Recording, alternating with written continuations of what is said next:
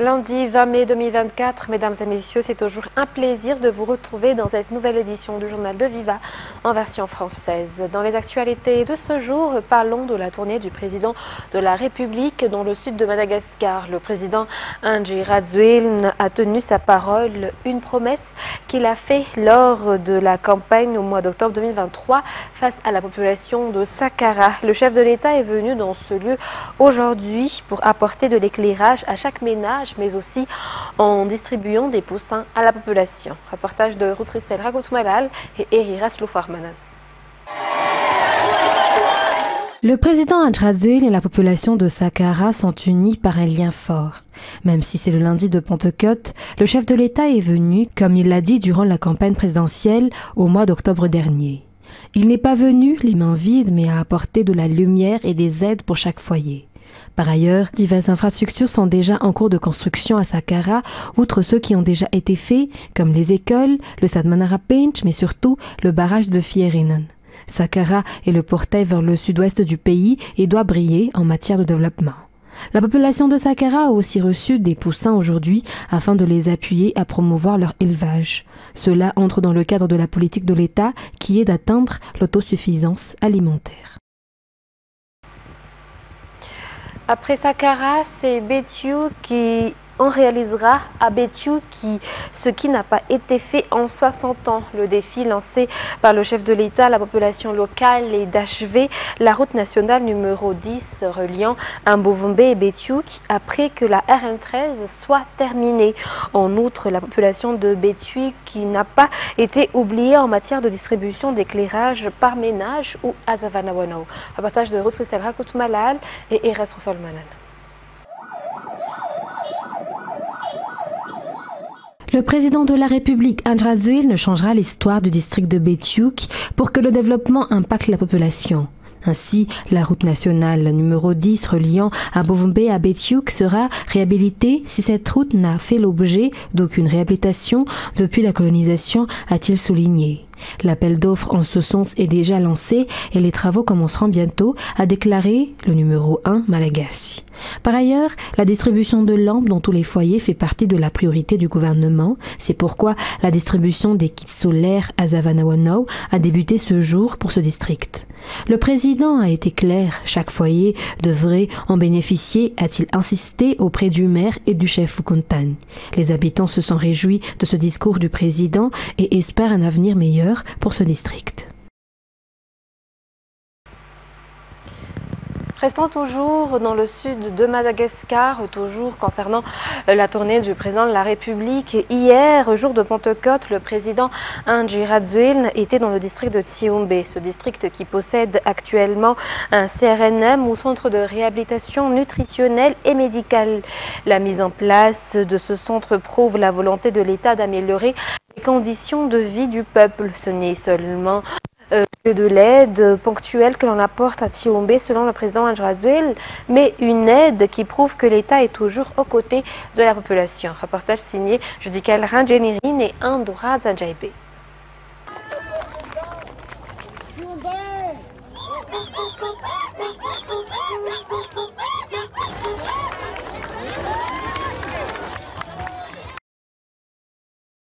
C'est une population victime de la malnutrition du fait de la sécheresse dans le sud qui est venue au CRNM de Tsiumbe. Et pourtant, elle accueille le président de la République Andry Rajoelina avec une chanson de joie. Cette population sent qu'à travers les difficultés dans lesquelles elle vit, elle a quelqu'un en qui compter et qui n'est autre que le président Andry Rajoelina qui a remis officiellement ce centre à la population. Le chef de l'État est aux côtés des plus vulnérables, des personnes âgées, des femmes et des enfants. La façon de travailler pour le peuple doit toujours être améliorée. Il est important de valoriser le capital humain et le social. Cela résume les réformes que veut instaurer le président Andry Rajoelina pour veiller aux besoins de la population les plus vulnérables. Ce CRNM construit à Tsiumbe le prouve. Des médecins y travaillent toute l'année. Ils soignent, consultent et prennent en charge gratuitement la population atteinte de malnutrition. Cette population est nourrie dans un endroit sain et digne. Le président Andry Rajoelina n'a pas oublié la population et le district de Tsiumbe. Ce district a aussi sa part en matière d'approvisionnement d'électricité à travers le projet Parc solaire. Les équipements pour ce faire sont actuellement à Ouamassen et seront très prochainement installés pour pallier les problèmes d'électricité avec des équipements qui ne nécessitent pas de carburant. Dans les actualités de ce jour également, jour de Pentecôte veut dire également pique-nique. Justement, beaucoup de familles ont décidé de sortir de la capitale aujourd'hui pour passer du temps avec leurs proches en ce jour de lundi de Pentecôte. Si certains ont décidé de partir en groupe, d'autres ont choisi de ne sortir qu'avec la famille. Elle était avec Ferna Rakotarsoul et Anzara Radonarville. Cette petite famille est arrivée de bon matin ici. Elle a choisi particulièrement cet endroit car il est spacieux et loin de la capitale. Cela fait longtemps qu'ils ont préparé cette date pour une sortie en famille. Une occasion d'être ensemble même si on est dans le même foyer. Il s'agit aussi de sortir un peu des habitudes du quotidien, affirme la petite famille. Eliane de son côté n'a pas été avec ses frères et sœurs depuis longtemps. De ce fait, la famille a fait exprès de se réunir aujourd'hui. Un moment pour profiter d'être ensemble, de se divertir en ce jour férié. La plupart des lieux de divertissement autour de la capitale étaient pleins aujourd'hui. Et outre ceux qui ont choisi de sortir en dehors de la capitale aujourd'hui, certaines familles ont choisi de rester se divertir dans la capitale afin d'éviter les aléas des transports en commun pour rentrer. Les détails avec Felna Gotorsoul toujours et Azar Razonarville. Afin d'éviter les difficultés liées au transport en commun pour rentrer, bon nombre de gens ont choisi de rester non loin de chez eux ou dans la capitale, même pour profiter de cette journée. Il s'agit juste de sortir pour cette famille dont les membres ne sont pas allés loin mais sont restés aux alentours de leur habitation. Ils n'ont pas eu besoin de prendre les transports en commun. Le plus important pour eux, affirme-t-il, c'est le fait d'être ensemble et de se divertir en ce jour de lundi de Pentecôte. Chaque famille a fait de son mieux pour se divertir et pour sortir un peu du quotidien aujourd'hui.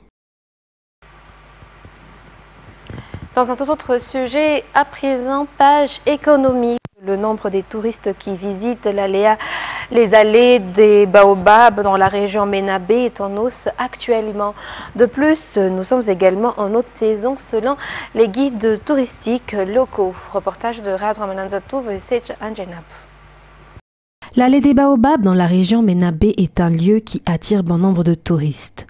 Ces derniers sont pour la plupart des Américains, des Européens et des Japonais. Nous sommes actuellement en haute saison dans la région de Ménabé, selon les explications. De ce fait, les touristes sont nombreux à visiter l'allée des Baobabs, qui est parmi les sites les plus attrayants de Madagascar. Ce qui attire les touristes, c'est le coucher du soleil, selon les guides touristiques. Un moment très apprécié des adeptes de ces phénomènes naturels, qui est un moment du quotidien, mais reste très impressionnant quand on prend le temps de l'observer. Les touristes qui viennent ici à l'allée des Baobabs sont satisfaits de leur visite, affirment les guides. Et parmi les programmes mis en place au niveau du ministère de l'Éducation nationale à travers la politique générale de l'État figure la formation et le renforcement de capacité des enseignants. Dans cette optique, une formation de 5 jours a été dispensée par la DGINFP aux enseignants à Maïns afin d'instaurer une éducation de qualité dans le pays. Reportage. Le renforcement de capacité de 3400 enseignants issus des écoles primaires de toute l'île s'est achevé hier. Cette formation à distance des enseignants du primaire était destinée à ceux qui n'ont pas encore bénéficié de formation dispensée par le ministère de l'Éducation nationale. Elle a été divisée en 2 ateliers de 5 jours qui a débuté lundi dernier, selon les explications. Il y a eu celui tenu par la DGINFP ou la Direction générale de l'Institut de formation pédagogique qui élabore l'outil pour mesurer le taux d'application des formations et les appuis, mais aussi des guides par les enseignants. Et le deuxième atelier qui a élaboré le paquet minimal afin de permettre aux enseignants d'améliorer leur travail et les expériences qu'ils ont acquis. Tous ces outils ont été mis en place dans le but ultime d'instaurer une éducation de qualité pour les enfants malagasy. Seuls les enseignants en exercice ont bénéficié de cette formation. Le but est de permettre l'accès à l'utilisation des nouvelles technologies et les guides d'enseignement, mais aussi permettre un appui pérenne. Plusieurs séries ont déjà été tenues pour les enseignants FRAM. Cette fois-ci, ce sont les enseignants fonctionnaires qui en ont bénéficié, selon toujours les explications. Et dans les actualités internationales de ce soir, l'ultra-conservateur Ebrahim Raïssi est mort hier dans un accident d'hélicoptère. Il dirigeait l'Iran depuis 2021 dans un contexte troublé à l'international et de contestation interne. Avant d'accéder à la présidence, il avait monté durant 3 décennies les échelons du système judiciaire et figuré sur la liste noire américaine des responsables iraniens sanctionnés pour complicité de graves violations des droits humains. France 24. 18 juin 2021, Ebrahim Raïssi savoure sa victoire à l'élection présidentielle devant des milliers de partisans galvanisés. Le protégé du guide suprême de la Révolution succède au modéré Hassan Rouhani, qui a conclu un accord historique sur le nucléaire iranien avec les 5+1 après 12 années de négociations. Le dirigeant, toujours coiffé d'un turban noir de Seyed, est connu pour être un ultra-conservateur. Dans ses déclarations, il accuse régulièrement les États-Unis d'étouffer la République islamique avec leurs sanctions économiques. Je suggère sérieusement aux États-Unis de remplir rapidement leurs obligations. Ils doivent lever toutes les sanctions pour montrer qu'ils sont honnêtes. Ils doivent savoir que notre politique étrangère ne débutera pas avec l'accord sur le nucléaire, elle ne s'y limitera pas non plus. Dans un pays en crise, dès son arrivée au pouvoir, Ebrahim Raïssi se présente comme le champion des classes défavorisées et de la lutte contre la corruption. Un engagement politique et idéologique qui commence dès la fin des années 70 pendant ses études. Pendant la révolution islamique, il prend part à des manifestations contre le Shah, renversé en 1979. Pendant 3 décennies, il va monter les échelons du système judiciaire jusqu'à être nommé procureur général de l'Iran et prendre la tête de l'autorité judiciaire du pays. En parallèle, il dirige une puissante fondation caritative chargée de gérer le mausolée de l'imam Reza à Mashhad et avec un immense patrimoine industriel et immobilier. Ebrahim Raïssi devient une figure incontournable du régime. Il fustige régulièrement l'alliance entre les États-Unis et Israël, qu'il considère comme les 2 ennemis de l'Iran. Des relations qui vont se détériorer davantage avec la guerre à Gaza. Le pire dans cette situation, c'est que le régime sioniste reçoit le soutien des Américains et de certains pays occidentaux. Le fait que les États-Unis soutiennent officiellement le régime sioniste constitue un énorme problème. En fait, l'Amérique commet ses meurtres en ce moment même et elle a le sang d'innocents sur les mains. Sur la liste noire des États-Unis, Ebrahim Raïssi était accusé d'avoir siégé dans des tribunaux secrets en 1988. Il aurait eu un rôle dans des disparitions forcées et des exécutions extrajudiciaires d'opposants. Et le président français Emmanuel Macron a convoqué aujourd'hui un nouveau conseil de défense consacré à la crise en Nouvelle-Calédonie. Le représentant de l'État central sur l'archipel s'est félicité du succès du début d'une vaste opération de la gendarmerie contre les barrages sur cette route, mais de nombreuses voies de communication restent bloquées. Les détails toujours avec France 24. Des dégages par la force les carcasses de voitures qui bloquent le passage. Des tractopelles retirent les engins les plus lourds. 600 gendarmes et des membres du GIGN sont mobilisés pour reprendre le contrôle de cette route. Elle relie le centre-ville de Nouméa à l'aéroport international de la Tontouta. Un axe stratégique de 60 km sur lequel sont présents pas moins de 76 barrages. Et je ne vais pas vous dire que la circulation peut être rétablie parce que nous n'en sommes pas là. Il y a beaucoup de déchets qui traînent encore. Il y a une quarantaine de barrages pour lesquels l'enlèvement des déchets n'a pas été réalisé. La tâche s'annonce bien difficile. Les barrages qui résistent sont aux mains de bandes armées, qui continuent de brûler des voitures et durcissent le ton. Sur cet autre barrage, installé dans ce quartier défavorisé de Caméré, la route est couverte d'obstacles. Des débris brûlent encore. Les émeutiers sont bien en place. En voiture, certains d'entre eux paradent, comme pour faire comprendre qu'ils ne se feront pas déloger de sitôt.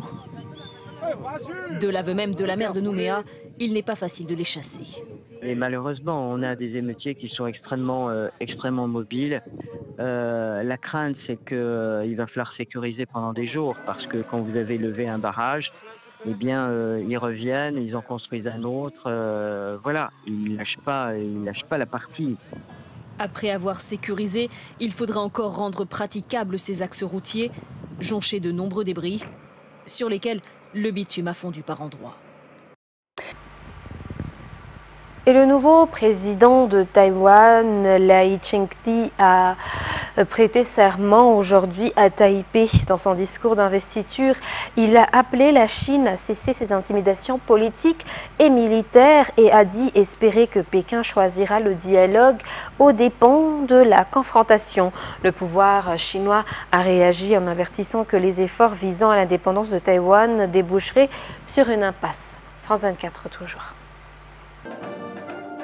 Accompagné de sa prédécesseur Tsai Ing-wen, le nouveau président taïwanais Lai Ching-te s'avance ce lundi dans le palais présidentiel pour prêter serment. Une passation de pouvoir très symbolique pour l'île, qui se félicite d'entretenir un système démocratique glorieux, imperméable aux ingérences étrangères, notamment celle de la Chine. Je tiens à remercier nos concitoyens pour avoir refusé de se laisser influencer par des forces extérieures et pour avoir résolument défendu la démocratie. Issu du même parti démocrate progressiste que l'ancienne présidente, Lai Ching-te a été décrit par Pékin comme un dangereux séparatiste pour ses déclarations passées en faveur de l'indépendance. Depuis, il défend le statu quo sur l'autonomie politique de Taïwan et désigne clairement celle qui pourrait y attenter. Je voudrais appeler la Chine à cesser ses intimidations politiques et militaires contre Taïwan, à partager avec Taïwan la responsabilité globale du maintien de la paix et de la stabilité dans le détroit de Taïwan, ainsi que dans l'ensemble de la région, et à veiller à ce que le monde soit libéré de la peur de la guerre. Pékin considère Taïwan comme partie intégrante du territoire chinois et a affirmé vouloir la ramener sous son contrôle par la force si nécessaire. Dans la continuité de sa prédécesseur, le nouveau président Lai Ching-te pourrait donc encore augmenter les dépenses militaires de l'île et renforcer un peu plus les liens avec les États-Unis, principal fournisseur d'armes de Taïwan. Sur ce, mesdames et messieurs, c'est la fin de ce journal. Nous vous remercions de votre fidélité et de votre attention. Très bonne suite de programme et très bonne soirée sur Viva. Au revoir.